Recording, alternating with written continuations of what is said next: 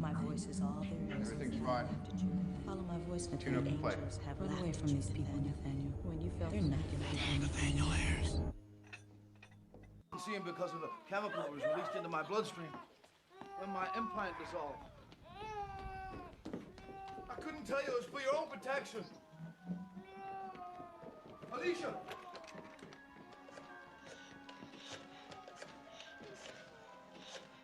No. Hello, I need Dr. Rosen's office, please. You gotta stop her, John. You leave her out of this. Who are you talking to? It's not her fault. John. She'll compromise us again. No, she won't. You'll go back to the hospital. John, answer me! Countless people will die. Alicia, please, put the phone down. I can't let that happen. Yes. Hello. Hi, I need Dr. Rosen. Is he in? I'm sorry, John. No!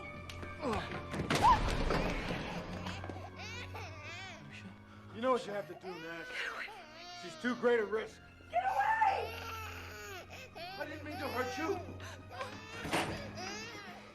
Finish her. She knows too much now. Uncle John?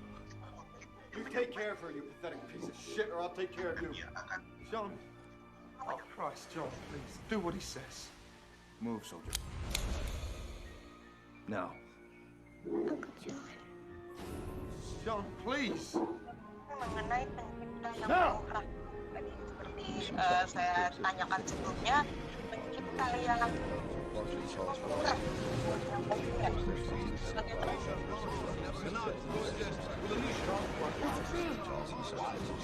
Charles is watching her. With Alicia. I understand.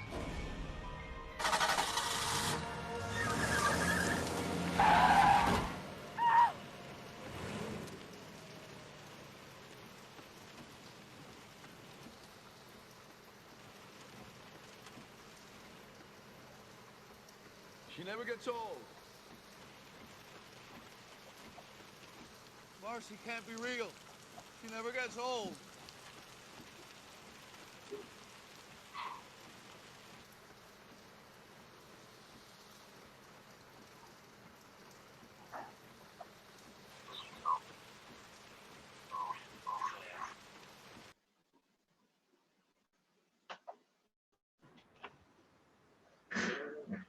Selamat pagi, senang sekali dapat berjumpa lagi dengan Ibu Bapak dan rekan-rekan semua. Meskipun Jakarta dan sekitarnya sedang dilanda banjir karena hujan deras, semoga ini tidak meruntuhkan semangat kita pada pagi hari ini. Baik, perkenalkan nama saya Nazlatan Uhro Kasuba, yang pada pagi hari ini akan memandu acara Weekly Sharing Session Club yang ke-35. Seperti yang Ibu Bapak dan rekan-rekan sudah lihat, salah satu cuplikan Beautiful Mind, film yang sangat direkomendasikan ya untuk Ibu Bapak dan rekan-rekan semua untuk ditonton. Karena film ini adalah film yang menceritakan tentang kisah seorang ilmuwan matematika bernama John Nash yang memiliki skizofrenia. Di cuplikan itu terlihat bahwa Nash sedang berhalusinasi dan akhirnya mulai menyadari bahwa anak kecil yang ia kenal dengan nama Marcy itu adalah halusinasinya. Nah, karena Marcy ini dari dulu seperti itu dan tidak terlihat pertumbuhannya seperti anak-anak yang normal. Nah, sebenarnya apa sih skizofrenia itu? Pertanyaan ini adalah tajuk yang pada pagi hari ini akan dibahas oleh pembicara kita yang sangat luar biasa, Pak Edo. Nah, sebelum yang profil singkatnya akan saya bacakan setelah ini. Sebelum itu, saya ingin menyapa profesor kita terlebih dahulu, Prof. Reni. Bagaimana kabarnya, Prof? Alhamdulillah, Nasla. Selamat pagi semuanya. Alhamdulillah ya ketemu lagi. Alhamdulillah. Selanjutnya sepertinya sudah hadir dan bergabung bersama kita di sini pemateri kita, Pak Edo. Bagaimana kabarnya, Pak? Sehat? Oh, saya masih mute. Baik. Masih sehat. Untung masih aman. Alhamdulillah. Alhamdulillah. Terima kasih Pak Edo. Ibu Bapak dan rekan-rekan sekalian, sebelum memulai acara, izinkan saya memaparkan terlebih dahulu susunan acara kita, tata tertib acara, juga profil singkat pembicara dan moderator kita pada pagi hari ini. Pertama-tama saya akan membacakan susunan acara. Ruang Zoom sudah dibuka pada 9.40 hingga pukul 10. Kemudian pada pukul 10 hingga 10.15 kita akan mengisi acara dengan sesi pembukaan. Lalu pada pukul 10.15 hingga pukul 11 kita akan mengisi acara dengan sesi pemaparan materi selama 45 menit. Selanjutnya pada pukul 11 hingga pukul 11.45 kita akan mengisi acara dengan sesi tanya jawab selama 45 menit. Dan pada pukul 11.45 hingga 11.48 kita akan mengisi acara dengan sesi foto bersama. Lalu setelah foto bersama pada 11.48 hingga 11.53 kita mengisi acara dengan sesi penutup. Dan 7 menit setelah sesi penutupan kita akan ruang Zoom ditutup pada 11.53 hingga pukul 12. Selanjutnya saya akan membacakan tata tertib acara. Tata tertib acara ini sangat penting Ibu Bapak dan rekan-rekan semua untuk kenyamanan kita bersama. Pertama, diharapkan kepada Ibu Bapak dan rekan-rekan untuk memeriksa kembali mikrofonnya agar stay mute selama pemaparan materi berlangsung. Yang kedua, jika Ibu Bapak dan rekan-rekan sekalian memiliki pertanyaan, pertanyaan tersebut dapat Ibu Bapak dan rekan-rekan tulis di kolom chat selama pemaparan materi dan dibacakan oleh Ibu Bapak dan rekan-rekan sekalian sendiri pada sesi tanya jawab. Selanjutnya yang ketiga, sertifikat akan diberikan setelah Ibu Bapak dan rekan-rekan sekalian mengisi link daftar hadir yang rekan saya berikan setelah pemaparan materi dan setelah sesi tanya jawab. Baik, selanjutnya mohon izin mengingatkan kepada Ibu Bapak dan rekan-rekan sekalian untuk memastikan video dalam posisi on ketika sesi foto bersama. Dan ruang Zoom akan kami tutup 7 menit setelah sesi penutupan.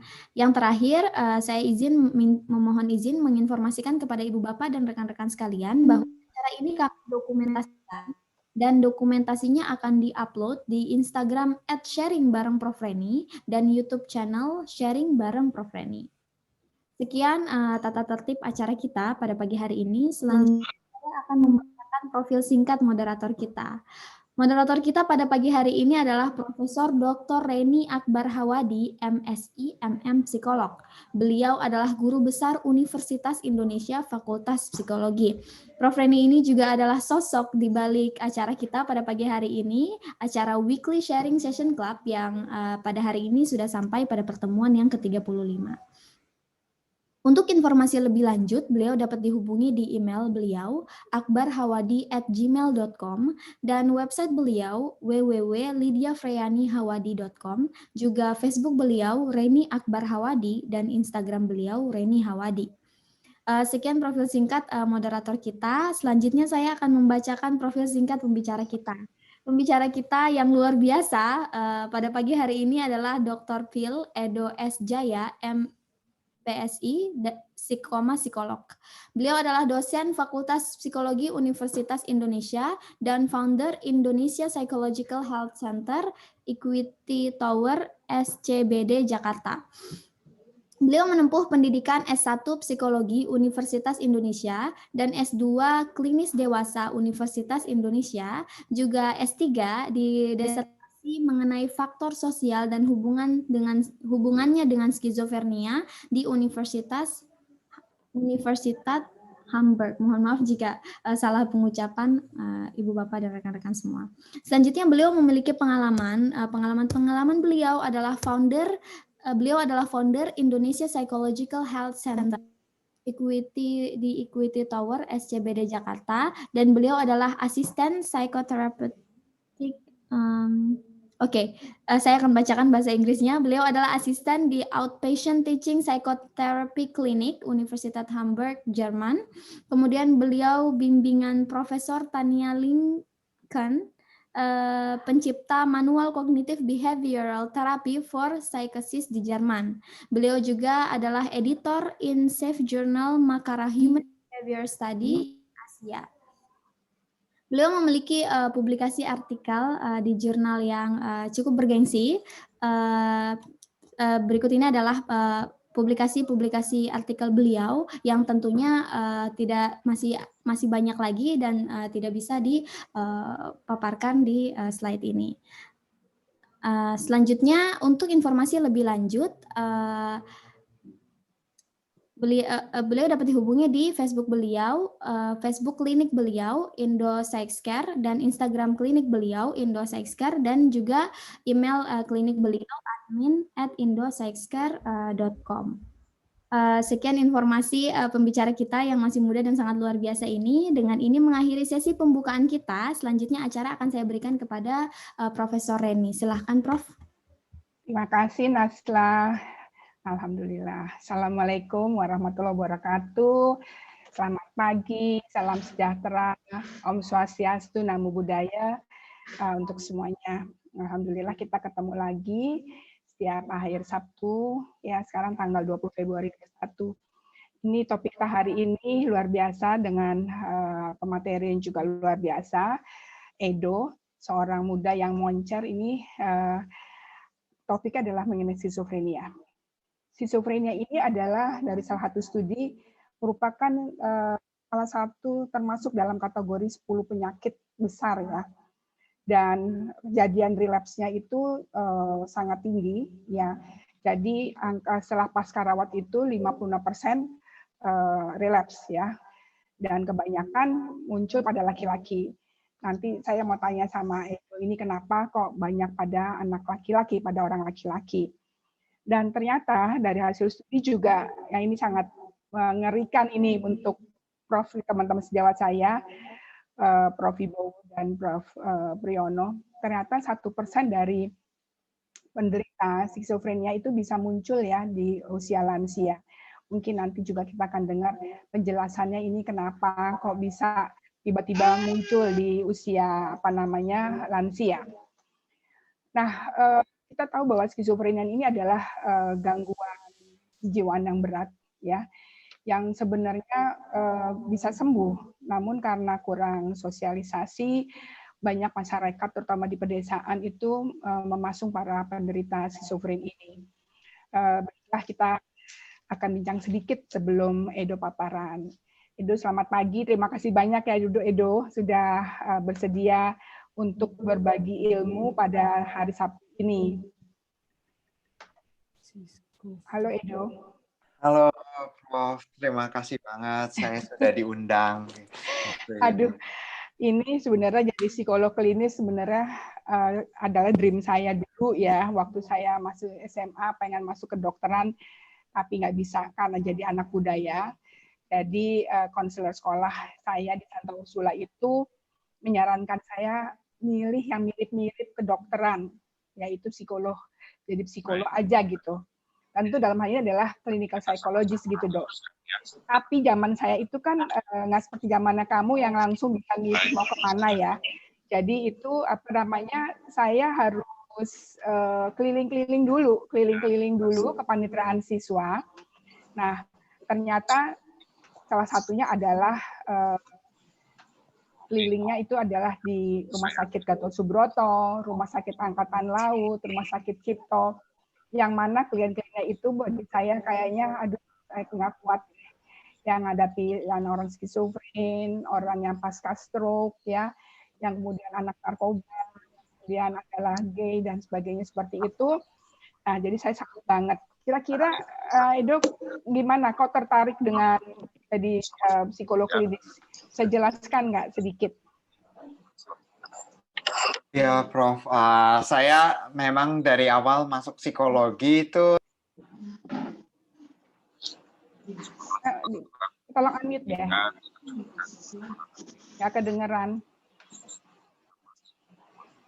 Tes. Edo, ya. Iya. Saya masuk psikologi itu dari awal karena baca-baca teori tentang behaviorism dari Skinner, dan juga menurut saya Freud juga cukup menarik. Kemudian dari situ jadi ini kalau pelajari ini psikologi. Kebetulan temennya ayah itu juga psikolog. Jadi juga ikut terinspirasi dari beliau, Pak Monty namanya. Oke. Jadi kira-kira apa yang membedakan nih kamu tiba-tiba kan kalau dengar clinical psychologist karena psikolog banget gitu. Kalau yang lain kayaknya nggak ini ya. Apa sih membedakan? Ada nggak membedakan dengan para psikolog lain nih? Kalau psikologi klinis kalau saya perhatikan misalnya pas waktu saya kuliah di Jerman dan psikologi yang lain itu memang budaya kedokterannya itu sangat kental, Prof. Jadi kalau ditanya apa bedanya psikolog klinis dengan psikolog yang lain, saya perhatikan psikolog klinis itu kadang agak gimana ya ngomongnya, agak lebih aneh. difficult person. Oke. Jadi gimana? Apa lebih senioritasnya lebih ini kali ya, terasa ya? Iya, dan interaksi kalau di conference itu selalu lebih formal, semuanya pakai jas penuh. Dan pembicaraannya itu jelas antara kalau yang senior itu ngumpul satu meja, kalau yang junior itu ngumpul satu meja dan nggak ada mingling. Wah, itu baru asik tuh. Benar-benar formal ya. Wah, luar biasa ini psikolog klinis. Oke, Dok. Tapi kamu nggak pernah bercita-cita jadi dokter kan? Ada cita-cita jadi dokter juga sebenarnya. Tapi waktu itu masuknya IPS, terus kemudian sama saya dong nasibnya.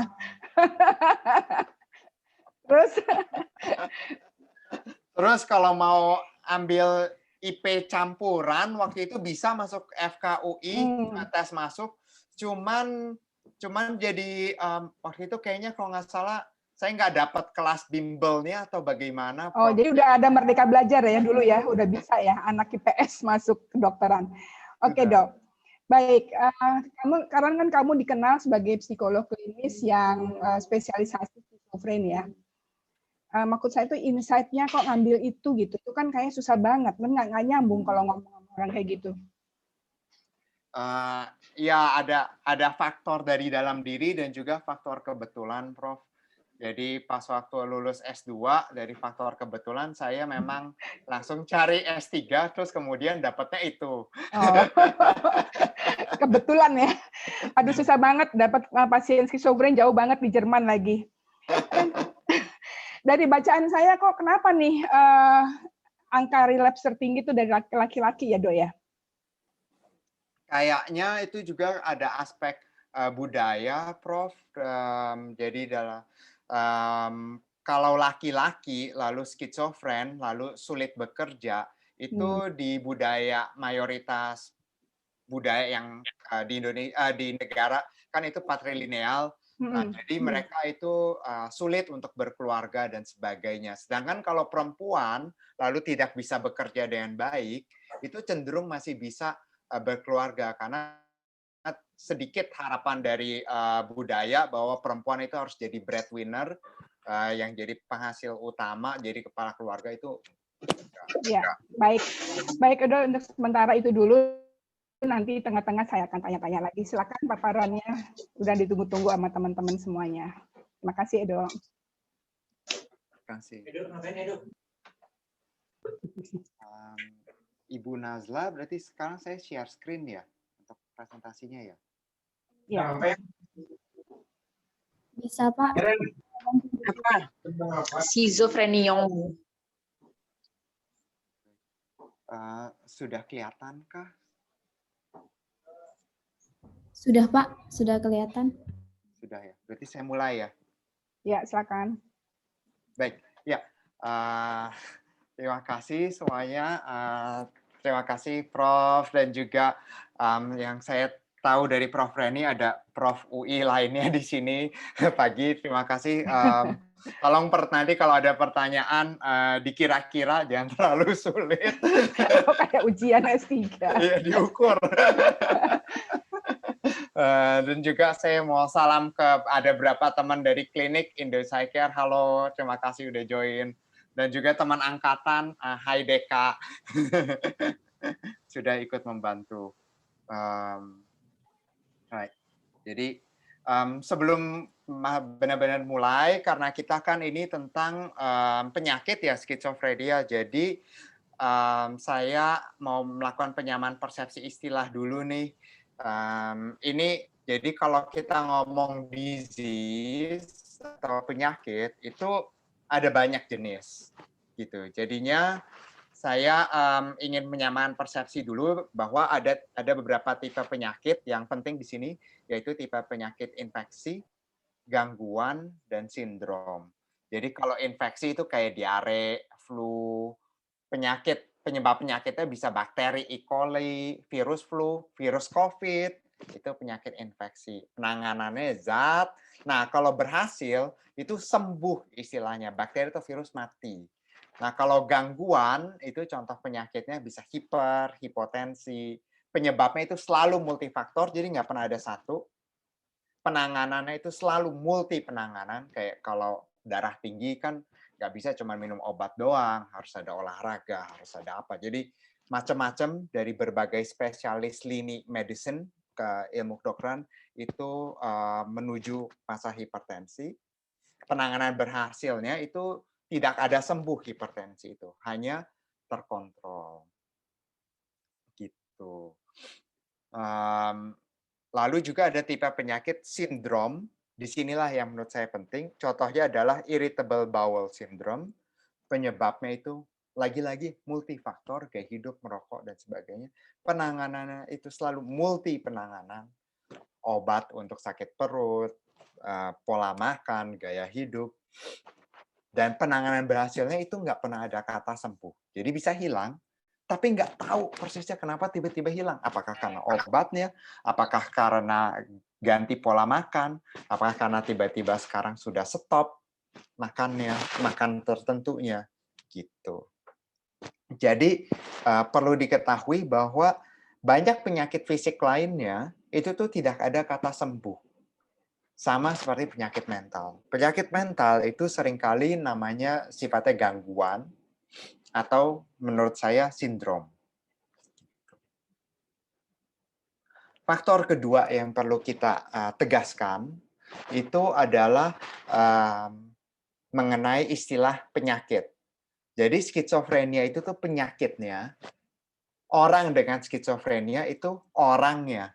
Jadi jangan sampai kita itu bilang seseorang itu tuh dia skizo. Nah, itu tuh kurang tepat. Bukannya selain kurang baik gitu ya, kan menstigmatizing dan sebagainya, tapi secara ilmu, secara faktual nggak tepat. Itu seperti saya ini punya penyakit mata. Kalau Bapak, Ibu, Mas, Mbak lihat, itu saya pakai kacamata. Itu adalah penyakit. Penyakitnya saya minus sama silindris. Gitu. Nah, tapi nggak tepat untuk dibilang saya itu si minus, si silindris. Itu nggak tepat. Karena saya juga punya penyakit lainnya. Misalnya, kalau Bapak Ibu lihat gigi saya itu nggak rapi. Itu juga penyakit lain, namanya maloklusi gigi. Diagnosis lagi. Jadi saya dari tampilan muka aja sudah kelihatan 2 penyakit. Gitu. Jadi kalau orang itu tuh bisa multidiagnosis, bisa skizofrenia, sambil depresi, sambil diabetes, sambil kecanduan rokok. Tapi kalau penyakit itu nggak bisa multidiagnosis. Jadi seseorang itu bisa dapat penanganan berbeda-beda. Kayak saya untuk masalah mata saya punya penanganan ini kacamata. Nanti kalau saya misalnya lagi flu, ya saya tambah minum obat flu, jadi bisa multi penanganan untuk multi penyakit. Tapi satu penyakit itu biasanya cuman satu penanganan. Demikian. Nah, sekarang kita ngomong ke penyakit skizofrenia. Jadi kalau kita ngomong penyakit skizofrenia, biasanya yang ada di kepala orang-orang itu seperti ini gambarannya. Jadi di bangsal, habis itu tidak bisa berfungsi, diajak ngomong nggak nyambung. Jadi kalau kita ngomong skizofrenia, yang ada di kepala itu selalu itu.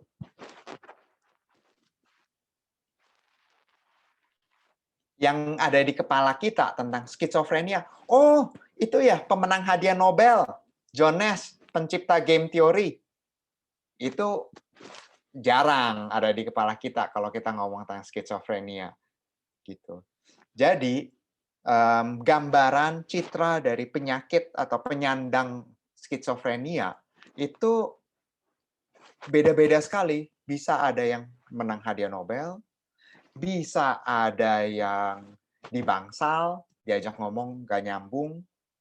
Jadi kalau misalnya ada pemikiran bahwa oh waduh kena skizofrenia pasti berakhirlah hidupnya, nggak bisa ini nggak bisa itu, nggak begitu tepat secara faktual. Selain itu stigmatizing dan nggak bagus gitu ya, nggak baik, nggak ramah, dan juga nggak tepat secara ilmiah. Secara ilmiah penyakit skizofrenia atau penyandang skizofrenia itu beragam sekali. Ini adalah penyakit yang sangat heterogen. Clinical picture-nya. Sangat sulit untuk mengetahui, oh dia kena skizofrenia, maka dari itu dia bakal begini. Juga nggak pasti, sama seperti nggak pasti orang dengan skizofrenia pasti jadi kayak homeless, habis itu tinggalnya di panti. Nggak pasti. Sama juga nggak pasti orang kalau skizofrenia menang hadiah Nobel.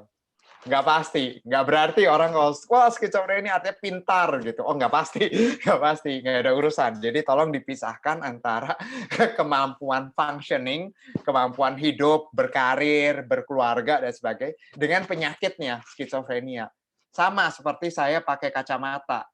Jadi ada orang-orang yang nggak pakai kacamata menang hadiah Nobel, ada orang-orang yang pakai kacamata dan menang hadiah Nobel. Nah, saya pakai kacamata bukan berarti wah gimana sih kok nggak menang-menang hadiah Nobel, malas ya. Bukan begitu, emang kemampuannya terbatas gitu. Nah, skizofrenia itu berapa? Kurang lebih 1% dari populasi.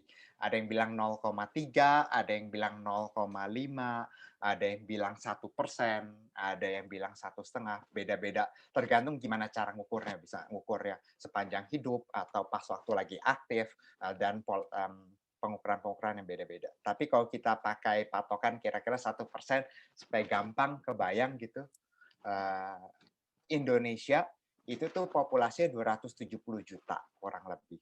Jadi 1%-nya 2,7. Bandung populasinya itu kurang lebih 2,7. Depok di mana saya berada itu populasi kurang lebih 1,87. Jadi orang dengan skizofrenia di Indonesia itu tuh hampir sebanyak orang Bandung, lebih banyak daripada orang Depok. Jadi ini penting supaya kita kebayang berapa banyak sih orang dengan skizofrenia itu. Kalau nggak salah, COVID yang sekarang itu sudah bikin pusing negara Indonesia, itu prevalensinya itu 1 jutaan kurang lebih. Jadi bisa dianggap orang dengan skizofrenia itu lebih banyak daripada orang dengan COVID. Gitu. Dan COVID aja segitu udah bikin pusing, apalagi skizofrenia gitu. Nah, kapan ini biasanya muncul? Biasanya remaja dan dewasa muda, usia 16-30 tahun. Entah kenapa biasanya kalau laki itu tuh lebih awal muncul skizofrenianya, kalau perempuan itu lebih akhir muncul skizofrenianya. Kayaknya karena faktor social support, faktor-faktor dukungan sosial, jadi kehidupan laki antara permainan laki itu tuh cenderung lebih tough dibandingkan perempuan, karena laki itu mungkin lebih agresif atau lebih kompetitifnya lebih keras secara budaya karena patrilinealismenya. Terus durasinya itu biasanya kronis dan seumur hidup. Maksudnya kronis adalah jadi seperti flu gitu. Kadang kita flu, kadang meler, kadang enggak. Kalau lagi enggak ya kayak orang normal aja. Tapi kalau misalnya lagi sakit ya flu lagi. Gitu.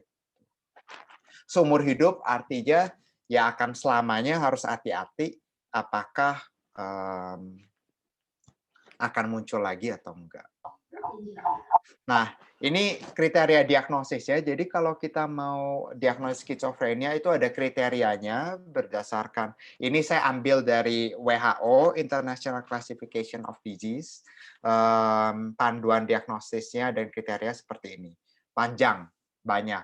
Jadi yang saya ingin tunjukkan di sini adalah rumit ini penyakit dan macam-macam banget. Tuh. Jadi bisa dilihat di sini bahwa perlu untuk memenuhi kriteria diagnosis skizofrenia itu perlu terganggu di berbagai jenis modalitas, termasuk pikirannya terganggu, persepsi ngelihat sesuatu itu sulit bedain ini real atau enggak, self experience-nya rasanya itu juga beda. Kognisinya, pola pikir juga jadi sulit. Jadi misalnya biasanya bisa konsentrasi baca jadi nggak bisa. Lalu juga jadi malas ngapa-ngapain. Mau bangkit dari tempat tidur sulit. Afek, jadi emosinya juga mungkin jadi ngaco. Sedih malah jadi ketawa. Senang malah jadi sedih. Dan juga perilakunya itu juga bisa jadi ngaco. Jadi entah kenapa jadi suka misalnya begini-begini, jadi aneh. Jadi harus banyak sekali yang terpenuhi.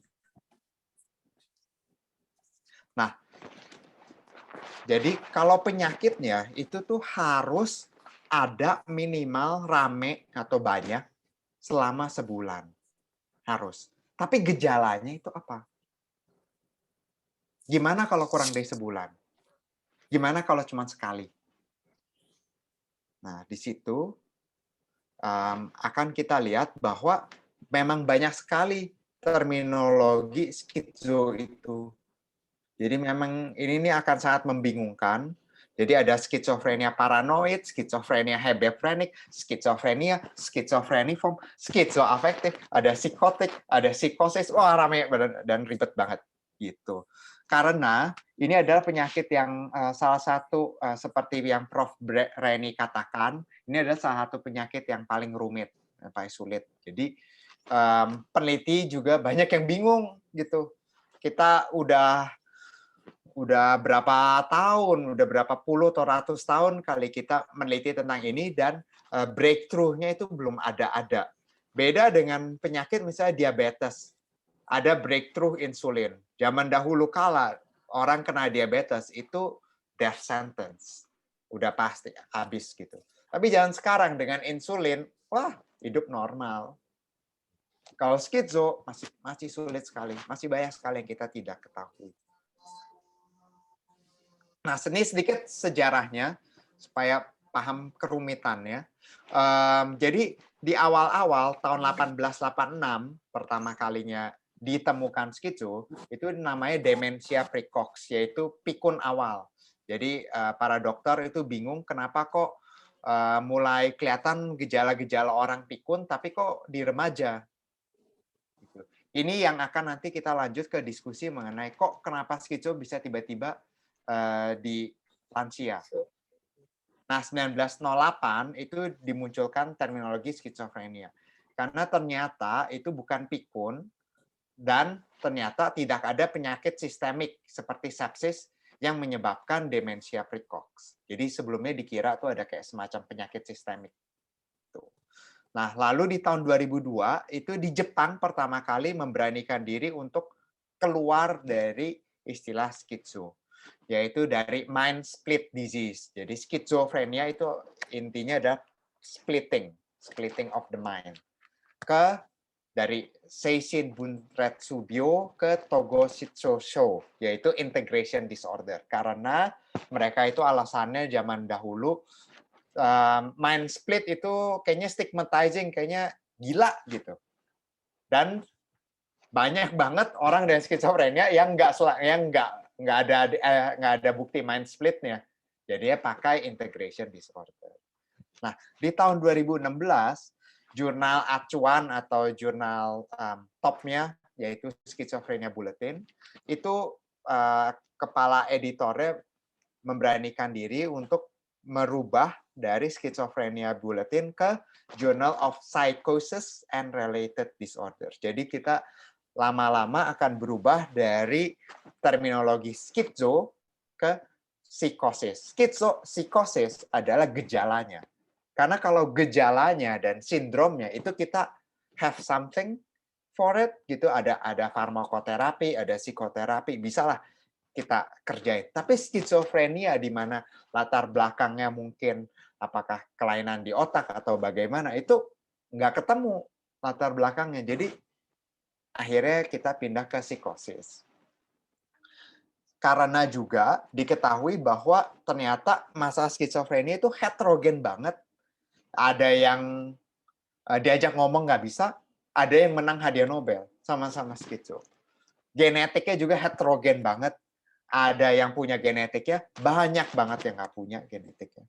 Prognosisnya juga sangat heterogen. Jadi akhirnya pakai istilah psikosis sekarang ini demi keakuratan ilmiah. Dan kebetulan juga itu jadi less stigmatizing.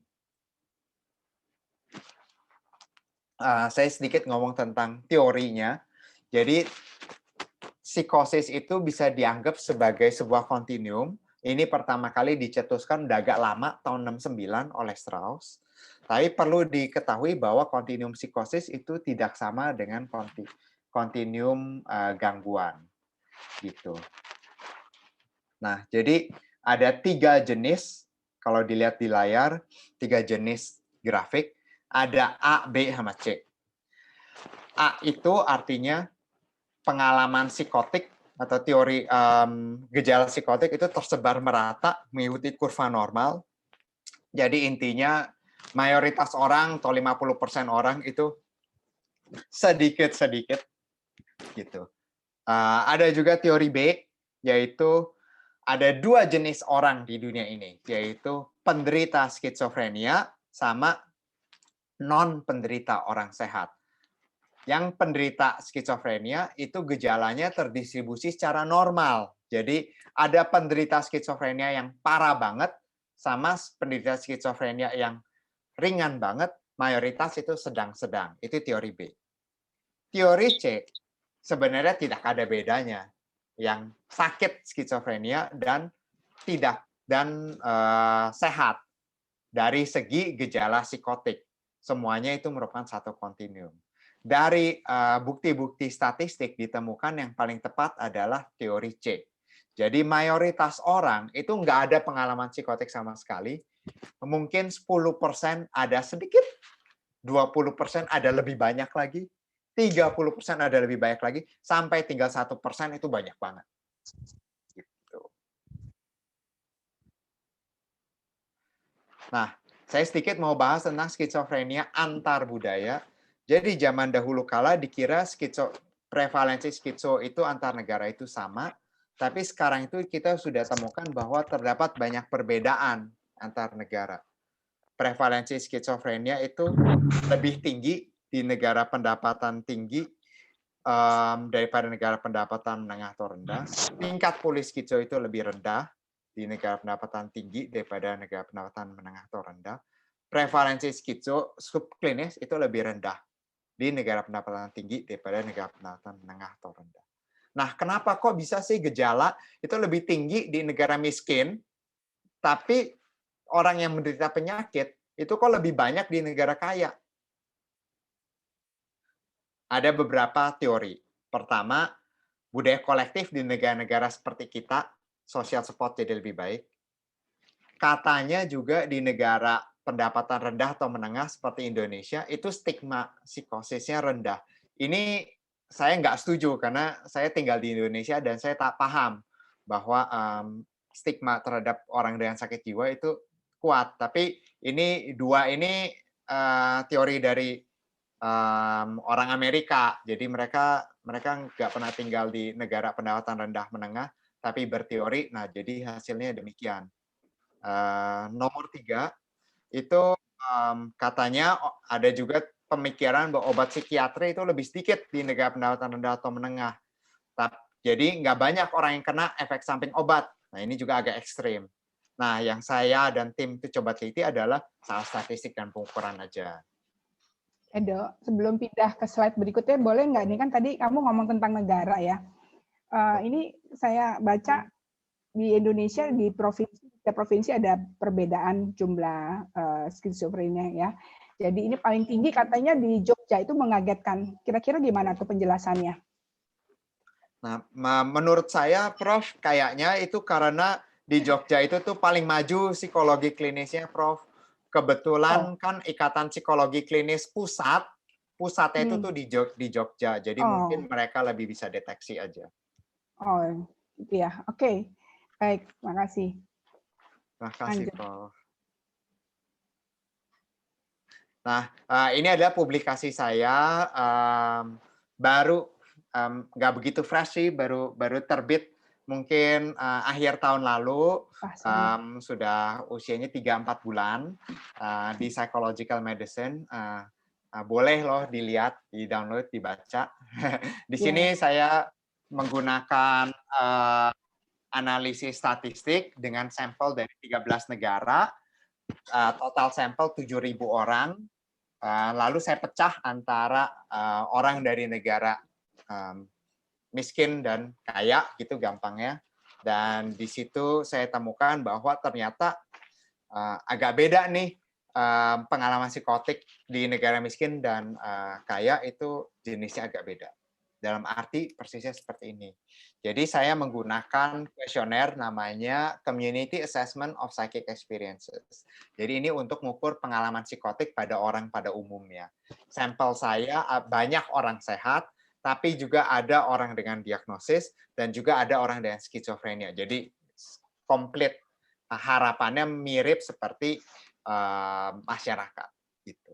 Jadi di kuesioner itu ada tiga jenis. Pertama, ngukur simptom positif, yaitu simptom yang harusnya nggak ada di orang pada umumnya, misalnya halusinasi, dengar-dengar, harusnya kan orang pada umumnya nggak ada, ini malah jadi ada, maka dari itu dibilangnya positif, jadi ada. Ada juga simptom negatif, jadi yang harusnya ada, malah jadi enggak. Itu juga bagian dari simptom psikotik, misalnya social withdrawal, nggak pengen ketemu orang. Harusnya orang itu kan pengen ketemu orang, tapi ini malah nggak mau sama sekali. Jadi dibilangnya negatif, kehilangan. Dan juga ada aspek depresinya, karena psikotik itu depresinya kuat. Nah, ini juga sudah kita validasi di Indonesia, terbit di jurnalnya yang dipublish di UI, Makara Human Behavior Studies in Asia. Boleh dibaca jurnal ini, hoopsasia.ui.ac.id. Saya kebetulan sedang menjabat jadi ketua editor di sana. Jadi sudah ditemukan bahwa kuesioner ini valid untuk di Indonesia secara faktorial. Nah, udah dipakai ya, di mana untuk provinsi-provinsi itu udah dipakai belum? Belum, Prof. Mungkin juga karena baru terbit 2017. Oh ya, itu apa namanya, instrumen itu disertasi kamu, hasil disertasi kamu? Ya sebagian dari disertasi, Prof. Oh ya, oke, lanjut.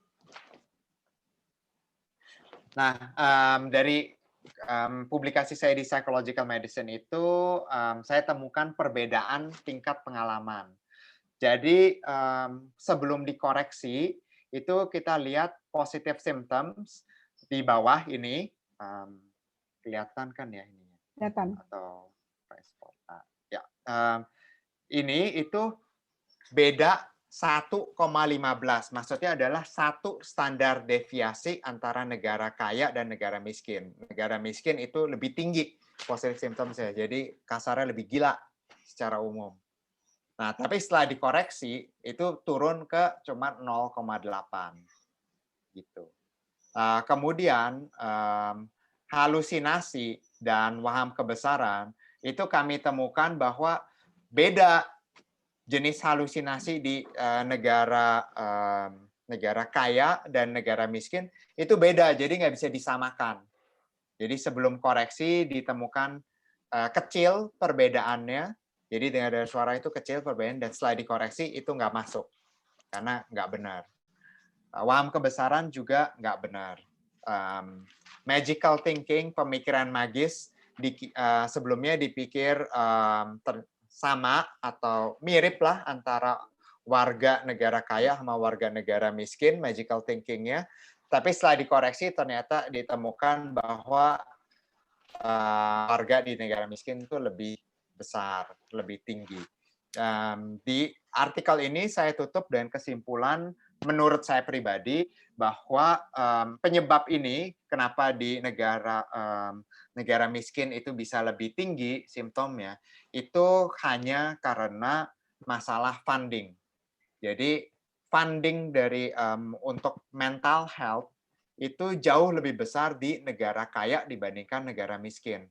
Sehingga nggak heran mereka punya funding untuk memperbaiki, kita dari negara miskin nggak punya funding, jadi nggak keluar duit, lalu nggak dapat apa-apa. Nah itu bukan sesuatu yang mengherankan. Demikian.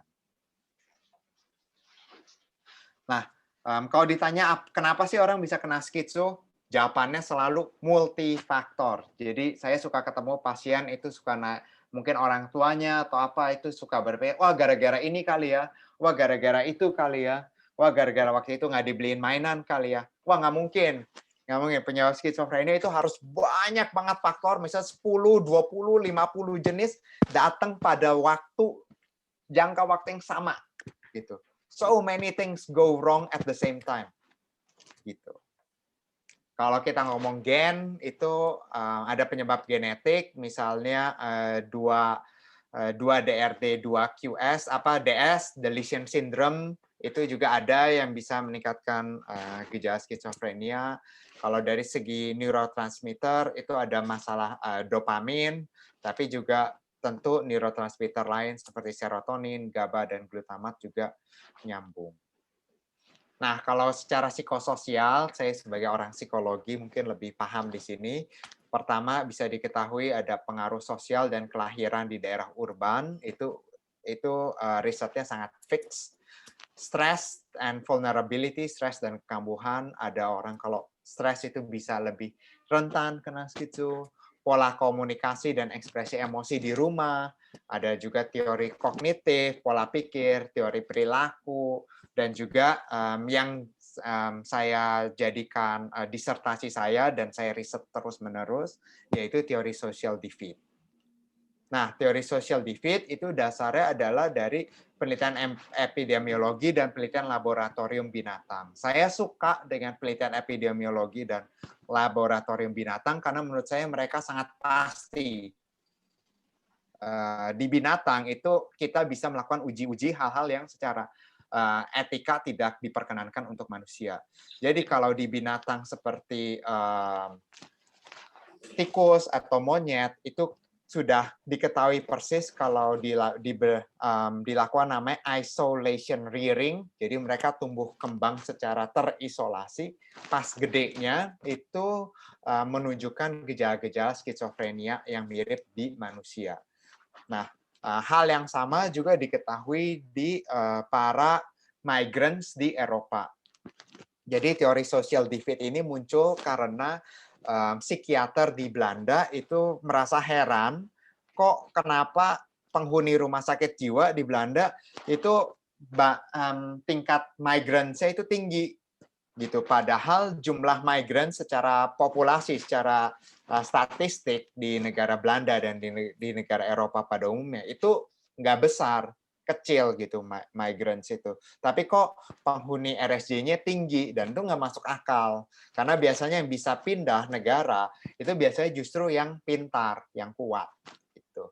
Nah, jadi muncullah teori social defeat ini. Jadi mereka berpikir mungkin karena ongoing racism, ongoing discrimination, dan juga kebetulan social defeat ini pengalaman negatif yang dikucilkan oleh sebuah kelompok mayoritas itu ada di seluruh faktor resiko skitso. Misalnya gede di daerah urban. Di daerah urban, daerah perkotaan itu selalu lebih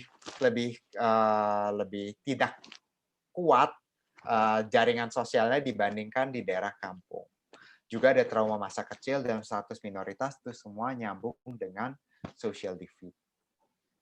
Nah, ini ada beberapa riset saya. Jadi di riset saya ini saya temukan bahwa social adversity itu bisa memprediksi gejala psikotik, tapi kalau saya coba tarik sebaliknya menggunakan structural equation modeling dan causal model assumption, itu enggak signifikan. Kemudian saya juga setelah sudah mengetahui kausalitasnya menggunakan asumsi-asumsi belaka, saya coba lihat mediation-nya, mekanismenya ada enggak. Di sini saya temukan ada konsep diri. Konsep diri negatif itu menghantarkan efek dari social adversity tadi ke gejala psikotik. Selanjutnya saya berpikir kalau sudah menemukan mekanismenya, lalu benar nggak sih itu benar-benar kausal?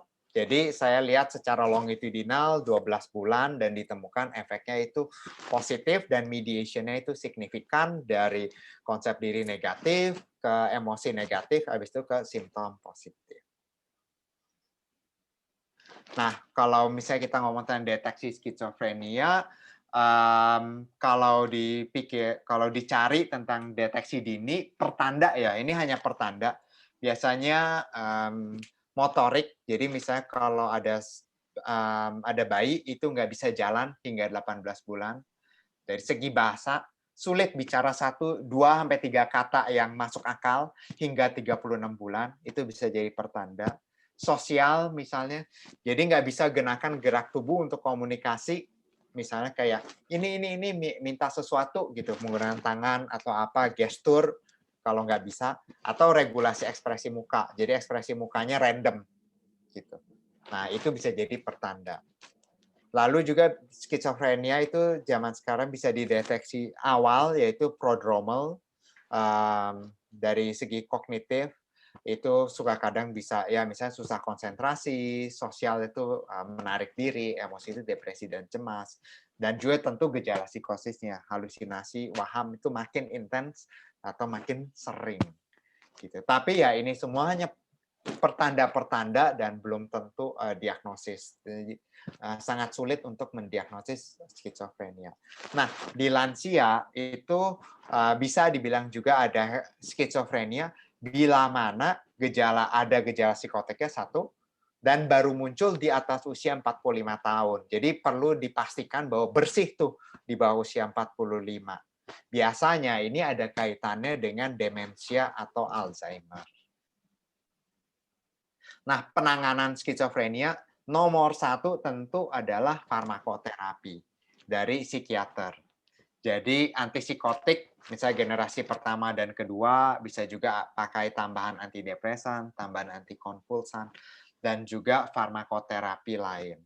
Dari segi psikoterapi, bisa terapi kognitif perilaku untuk psikosis. Ini sedikit marketing. Minggu depan di hari Sabtu saya membawakan workshop ini di Psikologi UI. Pekerja sosial juga perlu misalnya untuk terapi okupasi dan juga suportif. Jangan lupa urusan gizi, urusan SPJP jantung, kardiologis itu juga penting di orang dengan skizofrenia karena banyak sekali orang dengan skizofrenia itu punya komorbiditas masalah kardiovaskuler dan juga banyak sekali masalah diabetes, jadi juga perlu internist. Nah, prognosisnya skizofrenia itu gangguan kronis sulit banget. Antara 50-80% orang itu akan punya episode skizofrenia yang datang lagi. Jadi nggak akan satu kali, bisa datang terus.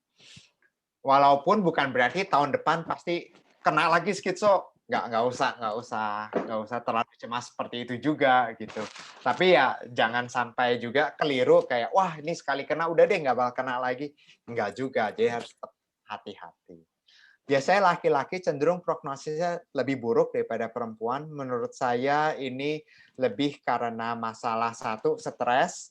Karena kalau laki-laki itu tuntutan untuk berfungsi dan bekerja itu lebih tinggi dibandingkan perempuan di budaya patrilineal.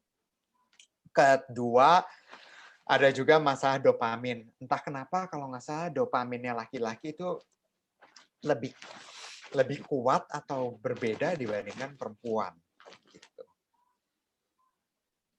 Nah, ini karena kita lagi pandemi COVID, saya tambahkan sedikit tentang skitso dan COVID. Orang dengan skizofrenia itu harus lebih hati-hati terhadap COVID, karena pertama, sekitar 60% orang dengan skizofrenia itu perokok aktif, dan antipsikotik, terutama jenis namanya olanzapin, itu memperburuk prognosis pneumonia. Nah, kan kita tahu COVID-19 itu bisa bikin pneumonia. Nah, antipsikotiknya memperburuk pneumonia, sulit jadinya. Lalu komorbiditas yang buruk khusus untuk COVID-19 itu lebih tinggi prevalensinya di orang dengan skizofrenia. Orang dengan skizofrenia itu prevalensi penyakit jantungnya jauh lebih tinggi dari normal. Diabetesnya jauh lebih tinggi dari normal. Masalah pernapasan kronisnya juga jauh lebih tinggi daripada normal. Dan terakhir, tempat rawat inap COVID-19 itu minim. ICU dan sebagainya, ranjangnya itu minim. Apalagi tempat rawat inap pakai fasilitas kejiwaan, lebih minim lagi. Jadi harus sangat hati-hati. Nah, sekian presentasi dari saya, Bapak, Ibu, Mbak, Mas, dan Prof. Reni. Mari kita mungkin diskusi. Wah, luar biasa. Tepuk tangan ya semuanya untuk Mas Edo. Edo luar biasa. Terima kasih banyak ini. Aduh, tapi bisa nggak sedikit dielaborasi sedikit nih? Tadi kan disebutkan bahwa 60% peserta skizofren ini adalah perokok aktif ya. Itu kenapa sih kok mereka merokok aktif? Kalau nggak salah belum ada risetnya, Prof. Tapi kalau bisa dikait-kaitkan, rokok itu ada kaitannya dengan regulasi dopamin juga. Karena narkoba itu banyak kaitannya dengan reward system yang ada kaitannya dengan dopamin.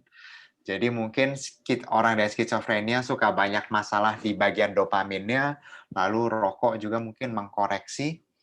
Itu sebenarnya masih tanda tanya itu. Oh, oke. Jadi risetnya belum banyak ya. Terus ada lagi, tadi kan disebutkan bahwa penderita skizofren ini munculnya lebih banyak pada remaja ya. Padahal tadi pertanda-pertandanya sudah kelihatan dari anak usia dini ya, pada usia dini. Kenapa lebih orang cenderung nunggu ya? Ada faktor pencetus apa yang sehingga baru remaja itu baru diperiksa gitu? Karena lagi-lagi itu karena kelemahan ilmu kita menurut saya, Prof. Jadi halusinasi, delusi, magical thinking, simptom-simptom skizofrenia itu kalau muncul pada anak-anak nggak bisa dibedakan dengan normal, dengan misalnya daydreaming anak-anak, terus play. Jadi. Ya, apa mungkin kurang juga sosialisasi ya, terus kemudian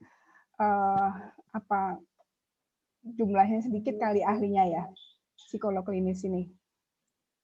Ya, dan dari ICD dan DSM-nya memang dituliskan demikian, Prof. Kalau di bawah usia sekian itu tidak boleh didiagnosis skizofrenia karena nggak bisa membedakan. Oh, jadi karena faktor itu ya. Ya, jadi selama itu apa yang harus dilakukan orang tua? Makanya kita butuh riset lebih banyak, Prof.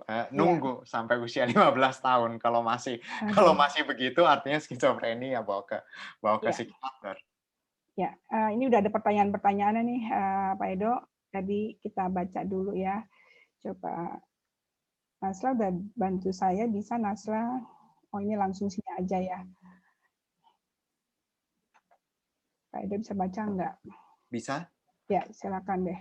Silakan ya. Oke, mungkin saya dari Pak Wibowo dulu kali, ya, Prof. Ini Prof Wibowo. Prof Wibowo. Ya.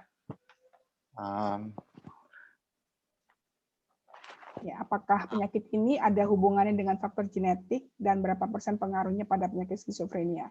Di pedesaan mereka itu dipasung. Apakah ada usaha dari pemerintah, psikolog, ahli jiwa untuk membantu mereka? Silakan. Kalau pasung itu setahu saya pemerintah itu ada gerakan bebas pasung tahun berapa ya? Sebentar kok, bentar lagi Indonesia akan bebas pasung.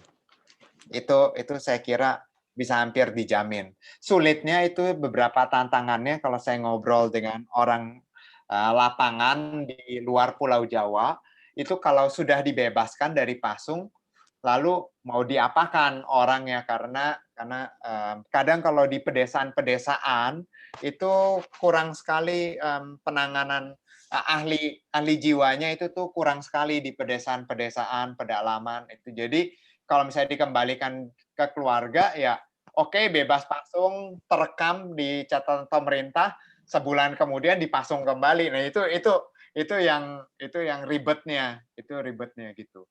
Jadi bebas pasung itu ribetnya di situ. Faktor genetik dan berapa persen pengaruhnya. Nah ini menariknya Prof. Jadi dari dulu kala kita itu selalu mikirnya skizo itu tuh masalah genetik. Tapi saat kita udah punya namanya GWAS, Genome Wide Association Study, jadi setiap gen itu pitanya kita tarik, habis itu satu-satu kita korelasikan, nggak nemu Prof. Paling kuat itu gen apa ya? Kalau nggak salah DRD2 itu tuh korelasinya paling kuat cuma 1%. Prediksinya set percentage variannya paling kuat cuma 1%. Jadi bukan genetik ya ternyata ya. Nah, jadi bisa sewaktu-waktu ya. Nah, itu dia Prof. Jadi menurutku ya mungkin aku bias psikologi ya. Menurutku sosial sih, sosial. Karena aneh, kenapa penghuni RSJ di Eropa mayoritas non kulit putih? Aneh. Oh, dikaitkan dengan apa nih? Dengan pola asuh mereka? Atau gimana? Atau budaya atau gimana? Kalau teori social divide sih karena diskriminasi, ongoing discrimination dan nggak pernah bisa nyatu gitu, nggak pernah bisa nyatu dengan kelompoknya, nggak pernah punya kelompok dari kecil. Ya, tapi kan juga orang-orang yang lebih introvert, yang juga tidak tadi antisosial itu kan lebih banyak genetiknya ya. Sedikit banyak mungkin, tapi tadi hasil penelitian 1% atau berapa tadi faktor genetik. Ini sangat hal baru di saya nih. Karena waktu dulu saya belajar lebih banyak faktor genetiknya gitu. Edo. Nah, iya itu Prof. Jadi dulu itu dia bilang faktor genetik karena pakai kembar, studi kembar. Iya, iya. Nah, setelah diambil darahnya, kita udah maju, terus kita lihat gennya, nggak nemu, Prof. Oh, ya. Karena kembar itu kan ada yang dengan orang yang kaya sama yang enggak gitu ya. Iya. Ya baik, ini dari Bu Titin ya. Kami menangani orang dengan skizofrenia di panti dan yang sering jadi masalah ketika keluarga tidak mau menerima kembali. Padahal di panti ada batas waktunya. Kami mohon saran dan tips nih, bagaimana caranya meyakinkan keluarga untuk mau menerima mereka kembali. Terima kasih sebelumnya. Baik, Prof. Ini pertanyaannya rumit. Kuncinya mungkin edukasi pada keluarga bahwa skizofrenia itu penyakit kambuhan, pakai analogi. Saya merasa paling sukses kalau edukasi itu menggunakan analogi penyakit yang udah umum, kayak flu, diare, itu orang ngerti. Jadi kita kasih tahu ini kambuhan kok, jadi bisa kelihatan kayak normal, nggak selalu jadi kayak orang gila, nggak selalu menyulitkan. Plus nomor 2 mungkin semacam konflik mediation, jadi keluarga didatangin ke panti, habis itu ada pekerja sosialnya atau psikolognya, itu jadi semacam terapi keluarga membahas luka-luka masa lalu di mana mereka konflik, ribut, jadi supaya bisa. Ya. Ini menarik loh tadi Mas Edo menyamakan dengan flu, diare dan sebagainya. Jadi memang lebih adem di otak ya. Tapi kan kalau misalnya flu sama diare kan tinggal beli aja di warung gitu ya, obat apa segala udah sembuh. Tapi kalau ini kan tadi kita udah tahu persis bahwa dalam studi itu sampai sekarang belum ada yang chest plank gitu ya terapinya ya. Jadi memang kronis gitu. Jadi memang salah faktor yang harus diperhatikan oleh keluarga tadi yang tadi Edo katakan adalah bagaimana keluarga lingkungannya. Jadi harus tahu tanda-tandanya, kemudian harus yang mana harus dihindari dan sebagainya gitu kali Edo ya. Betul. Kayaknya nggak begitu mudah nih penanganannya dan harus harus bagaimana tuh? lebih awareness-nya ya harus dibangun ya. Betul, Prof. Ya gitu. Ini ada nggak gejala yang kelihatan dari luar fisik penderitanya? Dari Bu Neni Rasmani. Mas Edo. Maaf. Apa gejala yang kelihatan dari luar fisik penderita? Kalau misalnya cuman lihat begitu aja, kita bisa nggak tahu bahwa dia schizofrenia? Ada pertanda-pertandanya, tapi saya nggak 100% hafal, Prof. Salah satunya yang favorit saya adalah gait. Gait itu adalah cara jalan. Jadi orang dengan skizofrenia itu kan kita tahu isunya salah satu kenanya itu adalah di daerah otak temporal, khususnya daerah otak bagian motorik. Sehingga mereka itu cara jalan kakinya agak sedikit beda. Oh, dari cara jalan ya malah ya? Iya. Maksudnya cara jalan bukan dari cara dia menjawab atau apa gitu. Terus suka menghayal yang enggak gitu bukan? Tadi pertanyaan fisik bukan, Prof? Oh iya fisik benar. Fisik ya. Oke, jadi dari cara jalan ya. Harus belajar lagi nih. Pertanda. Gitu. Pertanda tapi Prof, bukan simptom. Nah, oke. Baik nih Pak Edo, dari UAI ini pertanyaannya dari Fadilah Nur Aini. Saya hendak bertanya, apakah skizofrenia bisa diawali oleh gangguan psikologi yang lain, semisal depresi yang berlangsung lama, bisa akhirnya menjadi skizofrenia? Dan apa faktor yang paling umum mencetuskan skizofrenia menurut Bapak selama Pak Edo menjadi psikolog klinis? Monggo Pak. Wah banyak nih. Pertama, bisa diawali oleh gangguan psikologi yang lain, misalnya depresi terus jadi skizofrenia. Setahu saya ini ada penelitiannya, kalau nggak salah 80% orang yang didiagnosis skizofrenia itu punya diagnosis depresi sebelumnya. Kalau nggak salah ya, di Jerman. Saya lupa angkanya 60 atau 80%. Main faktor paling umum mencetuskan skizofrenia nggak ada seperti yang saya tekankan, multifaktor, selalu so many wrong things happening at the same time. Jadi ngaco di sini ngaco dalam bulan yang sama. Iya ya, penyebabnya juga nggak jelas, itu nggak jelas, jadi benar-benar ngaco di penyakit. Ngaco penyakitnya emang. Oke, Pak Edo, terima kasih nih. Kemudian dari Cucun Cunia Komara, izin bertanya Prof dan Pak Edo, tadi di dalam pembahasan deteksi awal dikatakan ada kondisi cemas. Untuk usia remaja 14 tahun sampai batas mana kecemasan ini harus diwaspadai ya Pak Edo? Kondisi kecemasan yang dialami seringkali memicu debaran dan rasa sakit jantung. Nah, tadi sebut-sebut jantung. Silakan Pak Edo. Ini seperti jawabanku ke Prof, karena masih usia 14 tahun, lalu kecemasannya itu memicu debaran dan rasa sakit di jantung, mungkin ya tidak perlu terlalu khawatir tentang skizo dulu, mungkin sampai usia 15, jadi setahun kemudian. Itu orang tua bisa sport jantung ya, udah misalnya melihat perbandingan dengan teman sebayanya, kok ini anak belum bicara, ya kemudian dia nggak mau main gitu ya, masa nggak bisa siapa yang lakukan orang tua ya, Edo. Jadi ini apa namanya betul-betul penyakit kacau ini, aduh, benar sport jantung ini orang tua. Baik, pertanyaan kedua, ada satu kondisi yang dialami teman saya, ingin bisa lepas dari obat. Untuk kondisinya suka mendengarkan bisikan, bahkan dalam kondisi dia sadar ada dua pihak suara yang saling berseteru di dalam pikirannya. Apakah mungkin bisa lepas obat, Pak? Dan hanya membutuhkan mainnya saja. Terima kasih, Pak Edo. Waduh. Udah skizo. Nggak berani jawab karena nggak tahu diagnosisnya. Mendengar bisikan itu bisa skizo, bisa depresi dengan psikotik, bisa borderline personality disorder, bisa lagi suka ngeganja, jangan-jangan diem-diem. Suka ngeganja. Oke. Oh. Ya, jadi ini banyak kemungkinan. Mungkin Ibu Cucun kali harus menghubungi Pak Edo langsung ya untuk lebih lanjutnya, lebih jauhnya gimana persisnya. Oke. Terus berikutnya nih Pak Edo dari siapa nih? Pak Zahrul Basimah. Selamat pagi Prof. Reni dan Dr. Edo. Saya ingin bertanya, jika skizofrenia bukan faktor genetis, apa yang menyebabkan suatu keluarga terdapat lebih dari 2 anak dan cucu menginap skizofrenia? Apakah ini permasalahan pola asuh?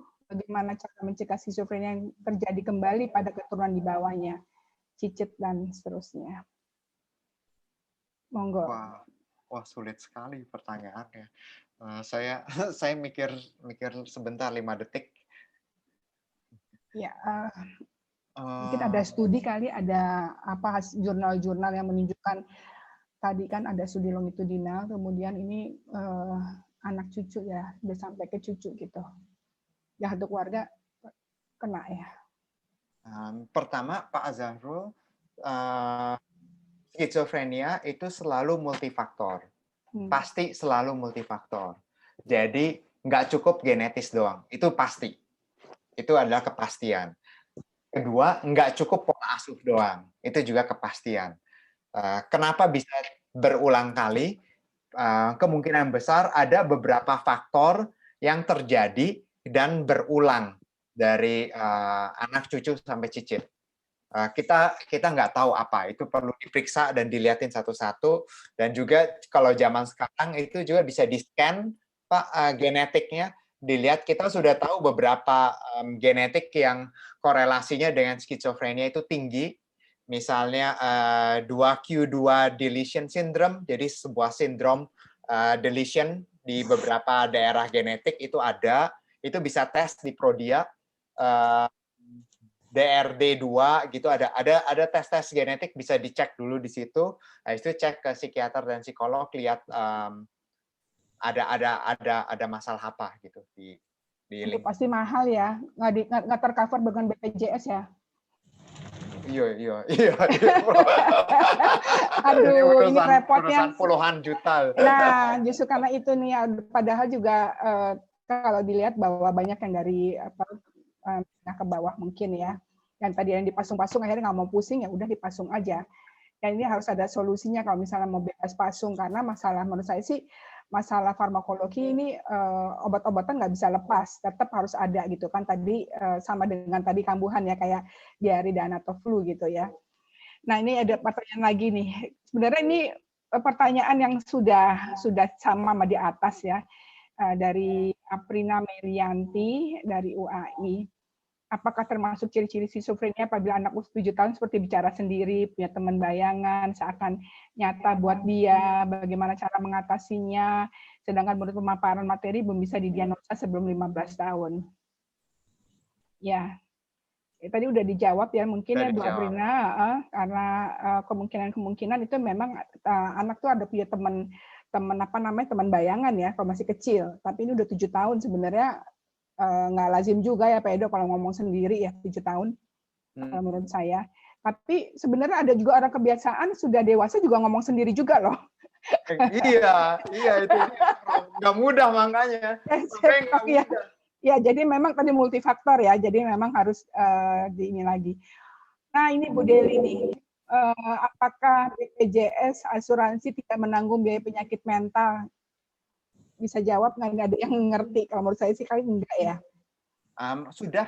Oh udah. Sudah Prof. Oh jadi alhamdulillah ini berita bagus ya. Jadi berarti ya. Oke, Bu Deli udah kejawab ya. Terus kemudian Bu Arianti Diana, apakah skizofrenia punya kesamaan dengan anak-anak sindrom apa ya? Nah, nggak ada, terputus sindrom apa anak-anak sindrom.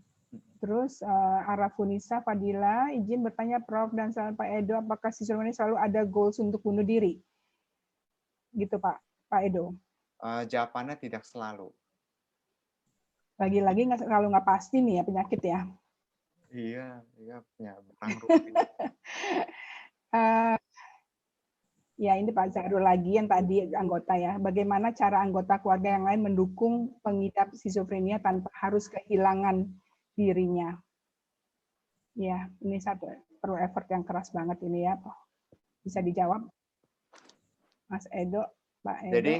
Jadi ada juga terapi keluarga, itu juga ada buktinya itu efektif untuk keluarga dengan orang dengan skizofrenia gitu. Jadi memang harus diatur, dibikin gitu aturan mainnya, Pak. Jadi ada gini, ada gitu. Di Indo Psycare itu ada ini nggak? Ada grup terapi untuk keluarga ada ya? Tadi marketing sedikit nih, belum. Oh, jadi belum, gimana Prof, dong? karena kita nggak ada keahlian ke arah sana. Mungkin ada seperti yang ketua IPK Jakarta itu dia cukup senang nangani keluarga.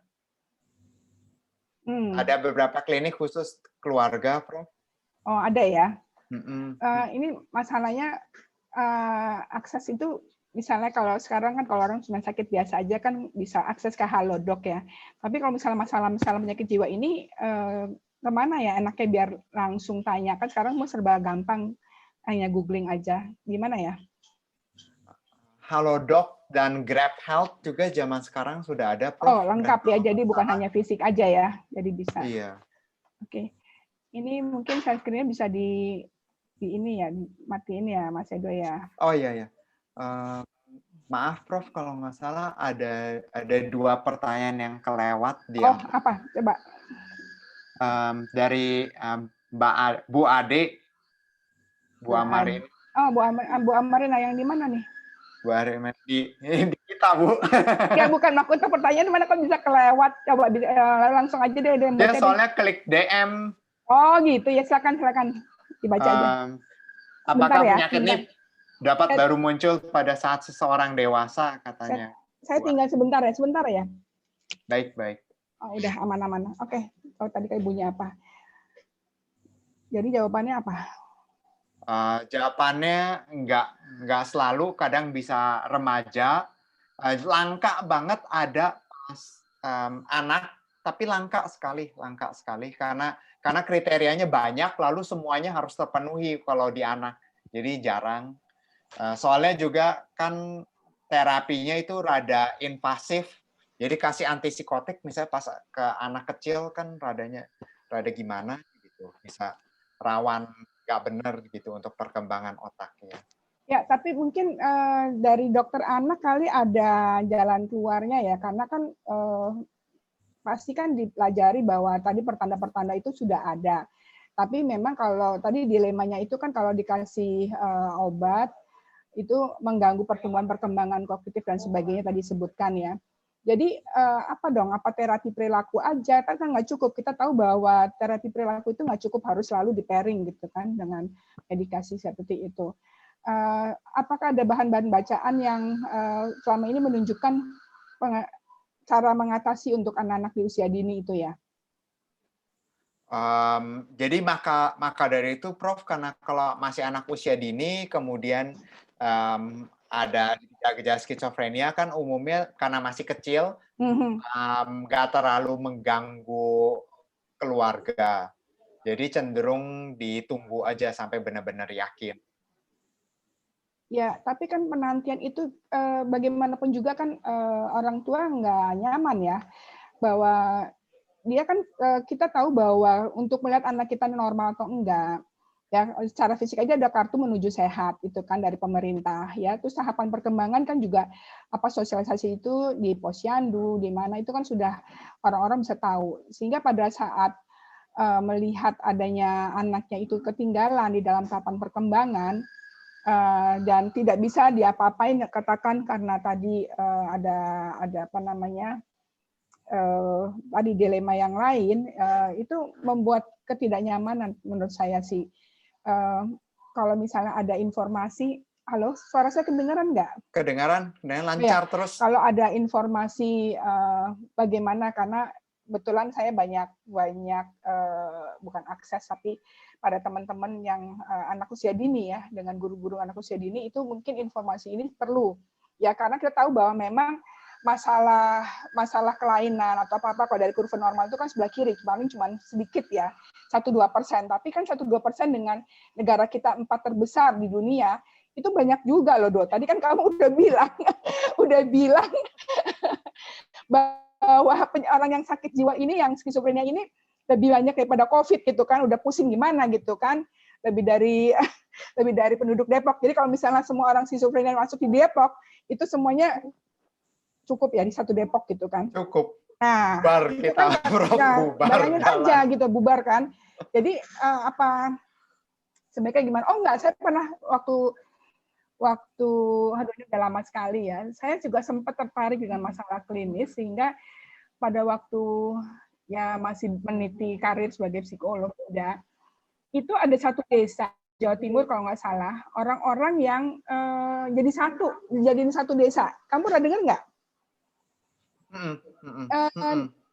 Begitu dan mereka ya di situ jadi ada psikolognya, ada psikiaternya seperti itu. Nah, dan menariknya bukan ini apa namanya mereka bisa berkeluarga juga meskipun artinya gini karena kan keinginan untuk berhubungan seksual itu juga ada ya. Betul. Jadi ini kan masalahnya itu bagaimana mengatasinya. Jadi saat itu di dalam conference itu si psikolog yang klinis ini yang punya apa namanya mengelola desa tersebut bilang ya mereka berkeluarga tapi tidak diawasi dan kalau bisa sih tidak punya anak gitu. Tapi kebetulan ada satu kasus yang bisa berkeluarga namun anaknya normal. Gimana tuh penjelasannya? Betul, Prof. Maka dari itu yang saya katakan sumbangsih genetik pada penyakit skizofrenia itu nggak setinggi yang kita perkirakan dulu. Dulu itu tuh ada masalah, mungkin ini agak terlalu detail di urusan statistik, jadi ada urusan odds ratio sama pembagi itu bisa jadi. Jadi dikiranya tinggi karena dibagi antara yang kecil sama yang kecil, itu dibaginya terus jadi gede. Padahal sebenarnya kalau dilihat absolute kecil in the wider scheme of things gitu. Ya, jadi maka karena tadi penjelasan bahwa faktor genetik ini rendah sumbangannya terhadap munculnya penyakit ini, berarti ya aman-aman aja ya kalau misalnya mereka menikah ya. Makanya tadi ada contoh kasus seperti itu. Ya, menarik ini pembahasan tentang skizofrenia ya. Terus seberapa ya pasti sedikit ya, nggak bisa bilang seberapa banyak. Contoh yang Jones tadi itu yang apa namanya pemenang Nobel itu kan luar biasa sekali ya di tengah penyakitnya itu dia bisa berhasil kita aja yang normal belum tentu bisa dapat Nobel ya ini malah punya penyakit kok bisa gitu ya Edo ya. Ini kira-kira kamu saya pengen tahu ini gimana penjelasannya?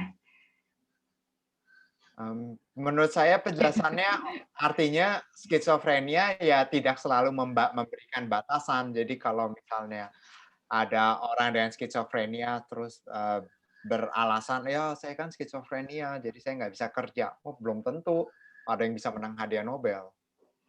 Tapi kan tadi prognosisnya udah jelas, prognosisnya negatif.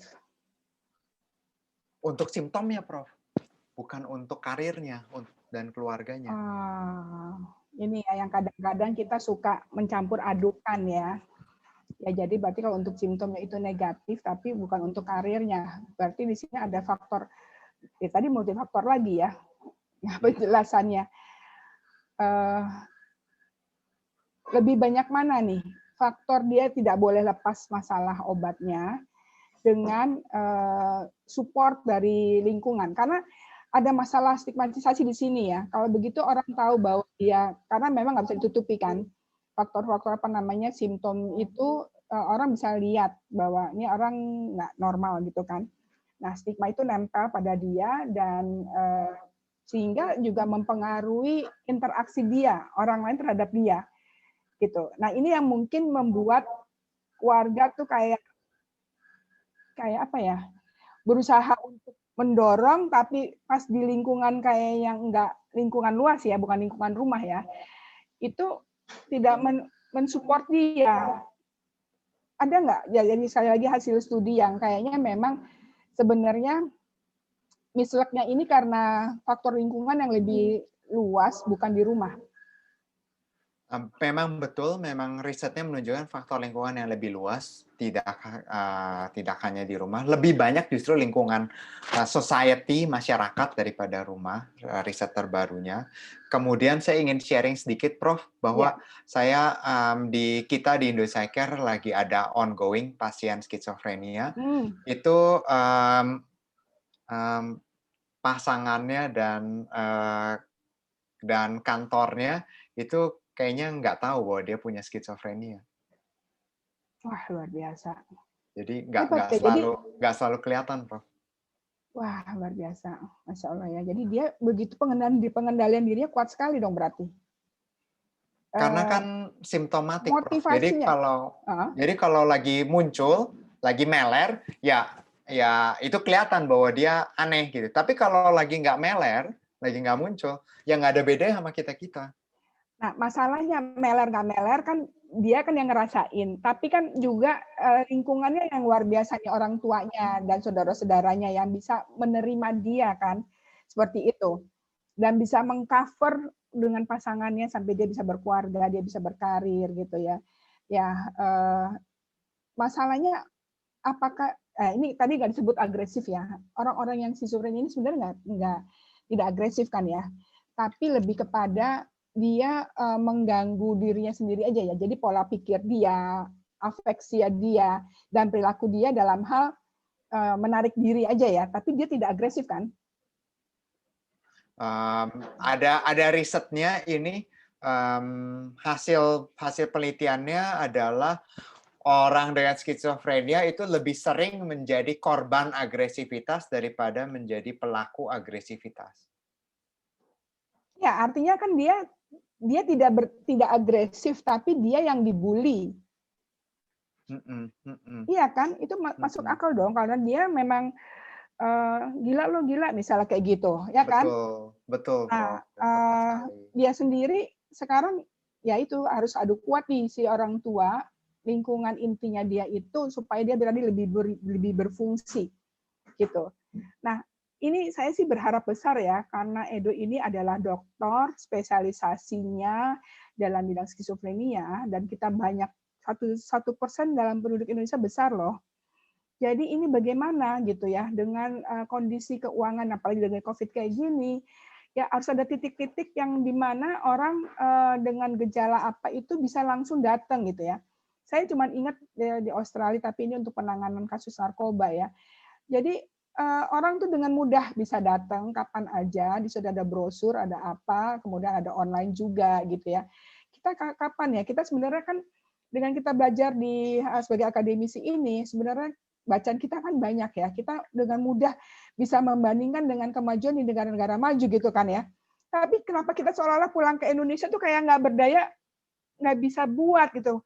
Kalau buat sendiri pun juga kayaknya mau maju tuh kan gimana ya? Nah ini saya sih ngarepin Indopsycare bisa jadi lokomotif ke depannya untuk kasus ini, dan Edo terus persisten dalam memperjuangkan orang-orang dengan skizofrenia ini gitu. Dan mungkin bisa dipertimbangkan, saya lupa ya ada psikiater yang juga dulu punya interest terhadap masalah ini, dan dia punya rumah sakit khusus, jadi memang orang tua nggak mau pusing ya, jadi ya udah deh titip aja dia di sana gitu. Jadi udah kayak satu perkampungan itu di Jakarta ya kalau nggak salah ya, di daerah Jakarta Selatan, benar nggak? Masih ada nggak? Wah, saya belum pernah dengar ya. Apakah Dharma Wangsa atau? Bukan. Itu agak dekat Depok sih sebenarnya. Nah ini tadi ada pertanyaan lagi dari Prof. Wibowo ya. Bagaimana sampai bisa nggak ketahuan melernya, apakah frekuensi tidak sering? Jadi maksudnya tadi kan Edo udah pernah bilang bahwa sebenarnya secara obvious bisa dilihat dengan cara jalan kan. Dengan cara jalan aja udah kita tahu. Tapi apakah itu orang awam bisa tahu bahwa itu memang dia berbeda gitu. Nah ini kok bisa sukses, dia bisa berkarir, masa dia bisa bernikah, orang nggak tahu, cuman dia sendiri nih udah mau meler nih gitu ya. Mungkin jangan-jangan kayak ini ya, kayak orang epilepsi nggak sih? Kayak ada tanda gitu kan? Orang epilepsi kan kayak gitu kan? Oh gitu ya? Coba bisa dijelaskan lebih ini nggak? Karena saya bahan bacaan saya tentang skizofren masih sedikit nih. Kita memang di terapi kognitif perilaku itu salah satu hal yang kita coba cari pertandanya untuk kasus dia pada tahun sekian itu tuh apa, dan kita ajarin dia untuk gimana caranya mencari pertanda. Nah, tiap tahun itu bisa ganti-ganti pertandanya, jadi perlu aktif terus cari-cari gitu. Kedua, saya ingin menyampaikan, saya punya pengalaman praktek di klinik terpadu Fakultas Psikologi UI. Lalu ada mahasiswa profesi di situ. Kemudian saya iseng ikut tandemin, gitu. Ya udah, yuk aku ikut tandemin. Saya lihat ini kok gerak-geraknya ini kayaknya skizo. Siapa sih? Mahasiswanya pasiennya. Oh, pasiennya. Pasiennya. Nah, pasiennya itu mahasiswa pokoknya mahasiswa satu universitas di sekitar. Itu datang karena dia bilang nggak punya teman. Mungkin karena baru, jadi datangnya masalah social skill. Udah ketemu anak mapro kita, klinis. Prof, klinis 3 kali, Prof. Udah ketemu 3 kali, dikasih social skill training. Saya ketemu. Sukses. Nggak begitu sukses. Saya ketemu, saya tanya, kamu maaf, kamu kok kelihatannya lagi down, lagi nggak begitu. Iya, kamu pernah nggak kayak dengar suara bisikan-bisikan? Oh iya, saya suka dengar suara bisikan-bisikan. Ditanya, emang suara bisikannya apa? Oh iya, teman-teman saya jahat. Loh, emang waktu wawancara itu si Profnya nggak keluar di dalam reportnya? Berarti dia kurang ini dong, kurang apa, mungkin harus ada instrumen tuh lain kali kalian datang ya. Iya, gitu. Tolong 3 kali, 3 sesi. Ya ampun, baru 3 sesi baru ketahuan ya. Jadi awam juga nggak gampang untuk psikolog aja sulit, apalagi awam. Ya harus ada checklist kali ya, mungkin untuk membantu mahasiswa profesi itu, untuk itu semua aja simptom-simptom klinis itu dikeluarin di situ checklist itu, sehingga nggak ada yang kelewatan gitu, supaya cepet. Terus dia akhirnya dengan psikiater nggak? Iya, langsung lah. Oh, gitu. Ya, kalau saya cuma takut ini kan tadi dibilang 1% muncul di usia lansia. Tadi kan disebutkan dalam paparannya itu adalah usia 45 tahun ke atas ya. Tapi ini kalau disebut lansia kan bukan 45 tahun ya, jadi 60 tahun ke atas. Itu yang tadi kenapa ya kok tiba-tiba muncul? Tadi kan memang genetik nggak ada. Ya, faktor apa tuh? Apakah karena sindrom emptiness ya, atau tadi udah mulai pensiun, atau apa, bagaimana kira-kira penjelasannya? Saya kira penjelasan paling umumnya dari segi demensia ya, Prof. Jadi pertama adalah komplikasi kardiovaskuler dan pembuluh darah. Jadi dari masalah dari spesialis jantung yang tidak begitu terkontrol dengan baik, habis itu mengganggu pembuluh darah di otak, lalu di situ ada mungkin pembekuan atau sejenisnya. Nah, dari situ lalu jadi muncul gejala skizofrenia. Karena kan disfungsi di otak, misalnya macetnya di mana gitu, kita nggak bisa tahu. Kalau misalnya kena pas di daerah temporal, ya skizo. Kalau gitu hati-hati dong orang yang udah pernah sakit jantung. Terutama pas lansia, ya harus olahraga, makan sehat. Ya. Jadi, aduh, macam-macam ya masuknya penyakit untuk jadi skizo itu macam-macam jalannya ya. Seperti itu ya. Oke, ada yang mau bertanya? Ini masih ada sekitar 10 menit. Ini seru banget ya hari ini. Kita jadi tambah wawasan Bapak Ibu sekalian mengenai materi klinis. Sangat klinis sekali ini. Maaf, Prof, tadi ada juga pertanyaan yang kelewat setelah Bu Ade, tapi dia udah left. Oh, apa pertanyaannya? Dia tanya apakah pasien itu aware dengan kondisi mereka atau lebih pada orang sekitar mereka yang inisiatif untuk bawa berobat. Gimana penjelasannya? Kadang penjelasannya mungkin kadang aware, tapi lebih banyak mungkin di atas 50% orang lain yang bawa mereka berobat. Karena mereka suka kadang pas waktu melernya itu, pas waktu lagi kambuhnya itu, mereka terus lupa. Jadi skip kayak orang mabok gitu, lupa mereka semalam ngapain gitu. Jadi perlu orang lain yang bantu. Iya ya, ini memang penyakit yang sangat perlu perhatian sekali. Dan sebenarnya sih kalau menurut saya, kita masing-masing kita tahu ya kalau misalnya kita nih kayak nggak normal gitu ya di mata orang lain ya, tapi kita juga nggak tahu harus bagaimana ya, dan itu sampai ada orang-orang yang harus bantu kita gitu. Nah susahnya pada saat mungkin curhat ya kepada orang lain ini, terutama untuk yang mahasiswa yang remaja ke atas itu ya, pada saat dia curhat, bukannya mendapatkan itu ya, mungkin jadi gibah ya, jadi omongan. Benar nggak sih? Ya, jadi kan akhirnya siapa yang bisa dipercaya nih gitu, ya.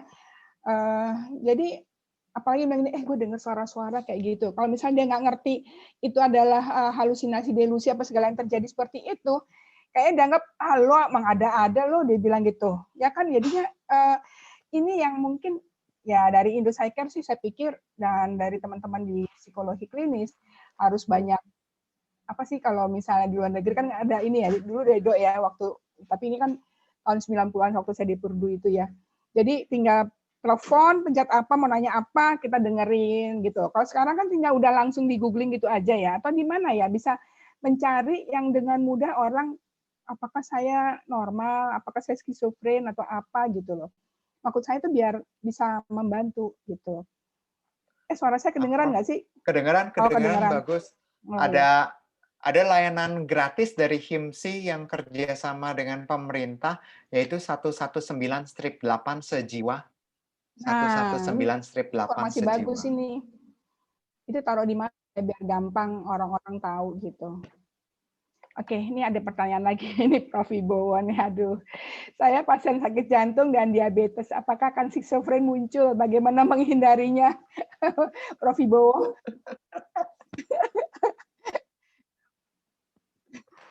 Edo ketawa. Probabilitasnya gimana, Dok? Enggak dong ya. Profesor. Super kecil, Prof. Apalagi pendidikan tinggi. Kayaknya rada mentok kalau udah profesor, sulit makin tinggi lagi. Pada takut ya, skizofrenia takut ya. Pendidikan tinggi bukannya lebih stres lagi, Pak Ido? Kan tanggung jawabnya lebih tinggi lagi. Nah, ayo. Iya betul juga sih. Itu jangan-jangan yang 1% itu kita takut gitu ya, Prof. Wibowo ya. Betul, Prof. Rani. Aduh. Pokoknya positive thinking. Cara menghindarinya pola hidup sehat, Prof. Ya mungkin. Prof. Wibowo olahraganya apa? Selama ini kan hujan-hujan, kemudian pakai aja sepeda statis di rumah. Sama bantu istri di belakang, bantu masak. Itu bagus ya.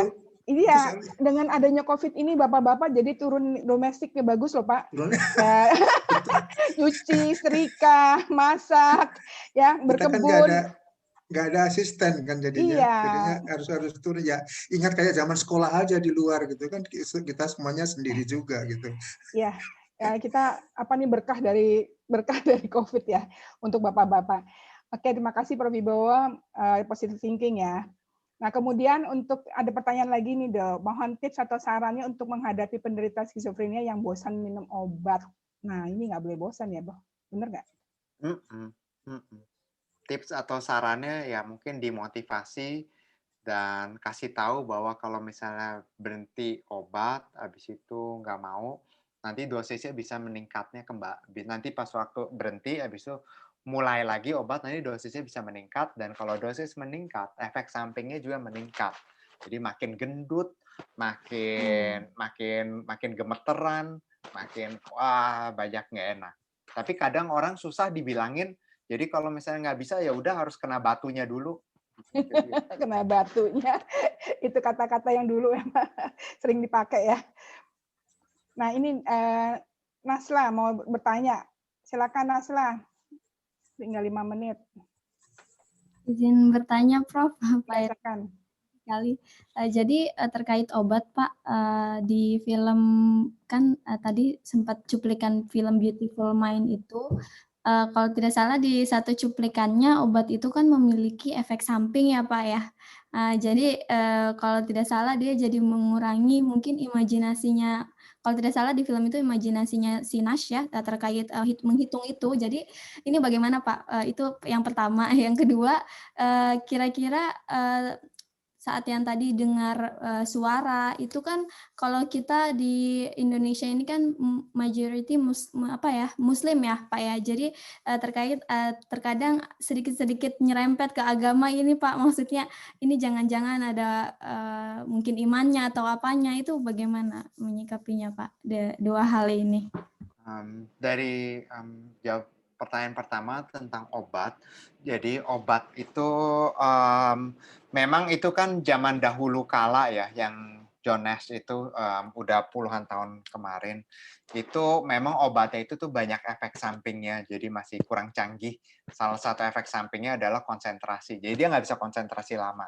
Dan memang orang dengan skizofrenia banyak yang seperti itu. Terutama yang kalau obatnya kencang, itu jadi nggak bisa konsentrasi lama. Kadang kita psikoterapi jadi cuman boleh maksimal 30 menit. Biasanya satu sesi itu 1 jam. Kalau orang dengan skizofrenia jadi tinggal setengah sesi. Jadi memang ada aspek konsentrasi gitu, kena ke kognitif. Kedua tentang religiusitas, memang nyambung dengan masalah religiusitas. Jadi waham religiusitas, jadi menjadi nabi atau yang sejenisnya itu relatif cukup banyak kalau di Indonesia setahu saya, tetapi tidak begitu banyak di negara Eropa. Kalau di negara Eropa, Amerika gitu lebih banyak urusannya sama alien. Kalau di Indonesia itu nggak ada urusan alien. Gitu. Ya, oke, terima kasih ya, aduh menarik ya. Ini udah masih ada 4 menit. Ini ada Mbak Farida nih, Mbak Butet mau nanya nggak? Walaupun Mbak Butet ahli dari PIO, mungkin pernah ngalamin dapat klien kali waktu, ya kan kadang-kadang kalau kita udah jadi psikolog ya Dok ya, walaupun udah jelas kita psikolog apa, tapi kan orang anggapnya kita tahu semuanya ya.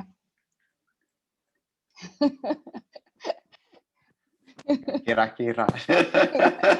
Klinis aja nggak ngerti semua, disuruh tahu pendidikan. Iya. Justru sebenarnya psikolog sekolah itu harus kuat di klinis, kan emang psikolog sekolah itu adalah clinical psychologist juga sebenarnya. Ya cuman sayangnya kita emang harus belajar sendiri sih, dalam kurikulum kan nggak disenggol sama sekali seperti itu. Ya. Karena ya saya pikir sebagai psikolog sekolah itu teman-teman yang dari psikologi, kita harus terus mengupdate ilmu kita, ya, jangan terbatas pada yang kita pelajari saat ini saja. Makanya adanya weekend sharing session ini tiap Sabtu ini sebenarnya cara saya untuk juga mendapatkan ilmu-ilmu dari teman-teman. Gitu. Kreatif ya Dok ya. Iya, kan seperti itu. Nah ini ada Bu Lili, saya lupa ya. Bu Lili ini dari UIN bukan Bu Lili? Bu Lili atau Bu Delia mau sharing lagi? Silakan Bu Deli. Udah kayaknya. Udah nggak ada yang bertanya, tanpa terasa udah waktunya sudah udah di penghujung acara. Saya terima kasih banyak pada ini Mas Edo, Pak Edo, Bang Edo, ya luar biasa. Ini bintang yang lagi moncer, ya, dosen muda dari psikologi UI dengan spesialisasi skizofrenia, ya. Mudah-mudahan Dok dalam waktu 10 tahun tuh kamu boleh lo jadi guru besar. Jadi dengan publikasi internasional yang di Kiwan ya, Scopusnya luar biasa, udah banyak ini, ya. Tinggal saya tunggu aja di di DGBF untuk diproses. Ya, pokoknya harus kejar, bisa lah ya, karena itu peraturan pemerintah begitu masuk ngajar 10 tahun kemudian, paling cepat 10 tahun itu bisa jadi guru besar. Kalau bisa Dan- sebelum 40, Prof. Reni. Iya, kan 10 tahun kan itu peraturan Iya. pemerintah. Jadi itu sudah dimudahkan, apalagi tamatan dari luar negeri ya, dengan disertasinya bisa dipecah untuk 5 sampai 6 publikasi gitu. Baik, sekali lagi tepuk Sekarang tangan. golongannya apa tuh Pak Edo? Golongannya Pak Edo? Masih 3A kali. Rektor, Pengajar, Prof. Pengajar, Prof. masih Belum pengajar. nyambung. Diusulkan dong tuh, nanti cepet-cepet. Ya, ini lagi. Jadi kemarin mudah-mudahan dapat pencerahan setelah Japung Week ya. Karena salah satu memang kemalasan staf dosen yang muda itu sebenarnya ini udah sekarang ini kan lebih mudah ya Prof Wibowo ya untuk Mudah seharusnya itu udah zaman dapat kita dia dulu langsung nyari rektor. umpul sendiri, apa sendiri. Sekarang mah tinggal di-upload aja ya.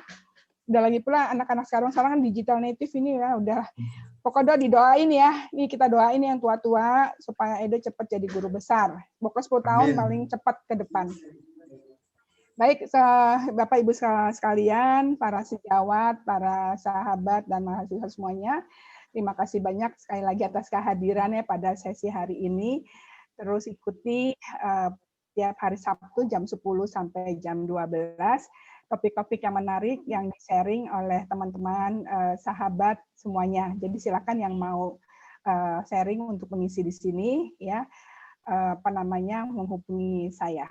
Baik, terima kasih banyak atas sekali lagi pada Edo. Mudah-mudahan ini menjadi dalam Islam itu adalah amal jariah yang untuk Edo sendiri ya.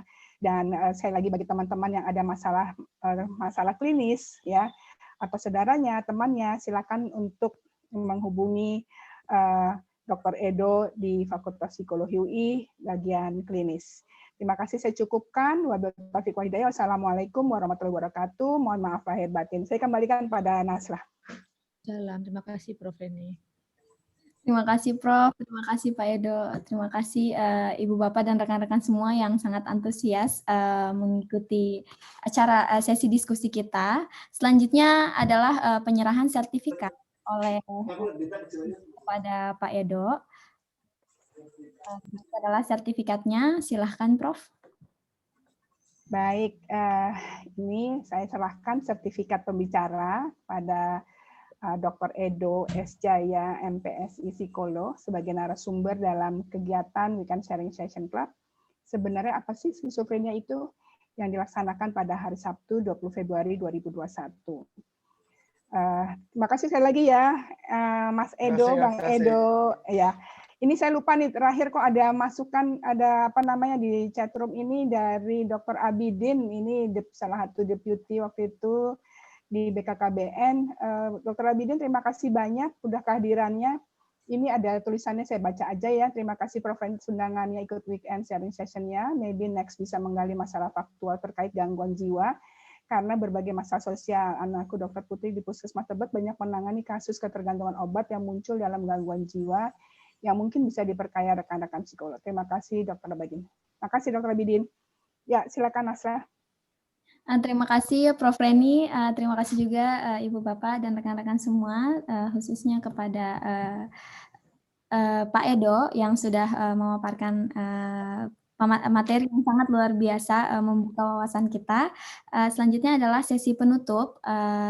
Sesi penutupan kita pada hari ini, jangan lupa adaptasi kebiasaan baru, memakai masker. Udah 5M loh, belum diganti. Menjaga jarak. 5M tuh. Ini kehilapan saya. Jangan lupa adaptasi kebiasaan 5M, Ibu Bapak, memakai masker, mencuci tangan, menjaga jarak. Baik, selanjutnya setelah ini kita akan memasuki sesi penutup. Ruang Zoom akan kita tutup 7 menit dari sekarang. Terima kasih Ibu Bapak dan rekan-rekan semua. Ya, terima kasih semuanya. Belum dipotret Selamat loh. weekend, salam sehat. Oh iya, belum dipotret, benar. Terima kasih Prof. Ibu. Nah, setelah kelupaan kedua kali. Kelupaan kedua kali Belum dipotret adalah sesi foto bersama.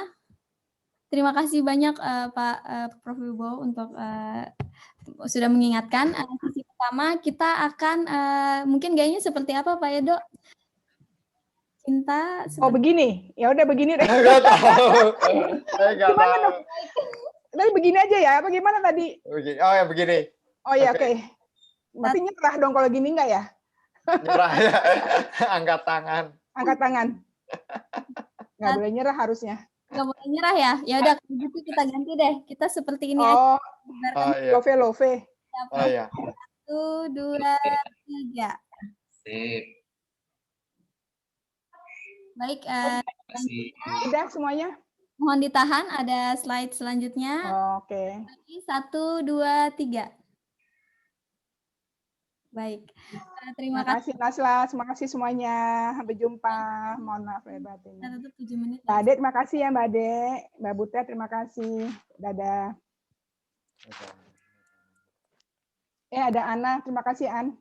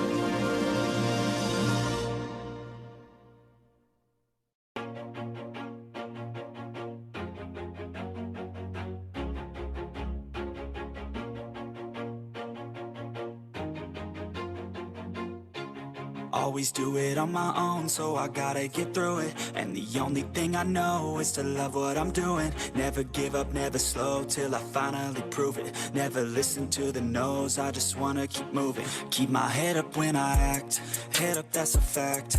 Never looking back, I'ma keep myself on track. Keep my head up, staying strong, always moving on. Feel I don't belong, tell my thoughts to move along. Push myself to be the best, die with no regrets. Live with every breath, see my message start to spread. And I had so many dreams, then you hit your teens. Life ain't really what it seems, try to find out what it means. Always do it on my own, so I gotta get through it. And the only thing I know is to love what I'm doing. Never give up, never slow, till I finally prove it. Never...